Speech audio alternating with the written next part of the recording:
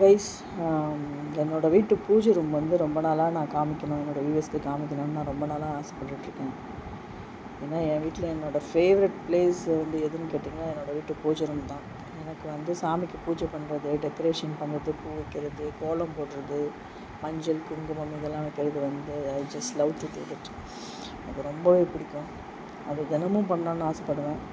ஏன்னா நேற்று வந்து ஃப்ரைடே, நான் எப்படி பூஜை ரூம் வச்சுருக்கேன் பாருங்கள். எப்படி எவ்வளோ அழகாக டெக்கரேட் பண்ணி எவ்வளோ க்ளீன் அண்ட் நீட்டாக இருக்குது.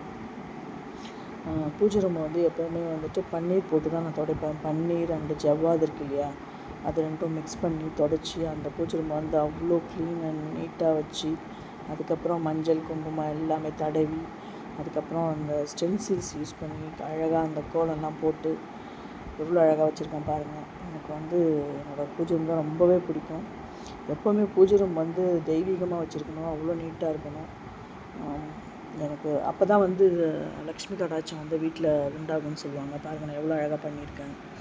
இந்த மாதிரி நீங்களும் உங்கள் வீட்டு பூஜை ரூமை அவ்வளோ நீட்டாக க்ளீனாக வச்சுக்கணும்னு நானும் ஆசைப்பட்றேன். ஏன்னா நிறைய பேர் வந்து வீட்டெல்லாம் நல்லா மெயின்டைன் பண்ணுவாங்க, இன்டீரியர்ஸு அது இது எல்லாமே அழகாக வச்சுக்கிறது, வீட்டை க்ளீன் பண்ணுறது, துடைக்கிறது அப்படிலாம் பண்ணுவாங்க.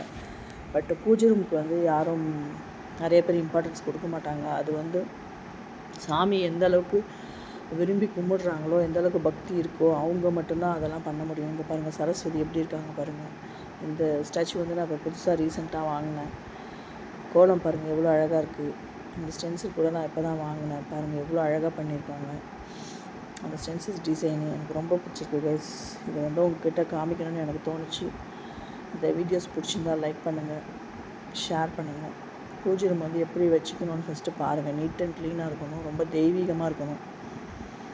ஸோ அதான் நான் உங்களுக்கு காமிக்கணும்னு ஆசைப்பட்டேன். பாருங்கள் எப்படி இருக்குது, எவ்வளோ அழகாக பூவெல்லாம் வச்சு எவ்வளோ அழகாக டெக்கரேட் பண்ணியிருக்கேன் பாருங்கள்.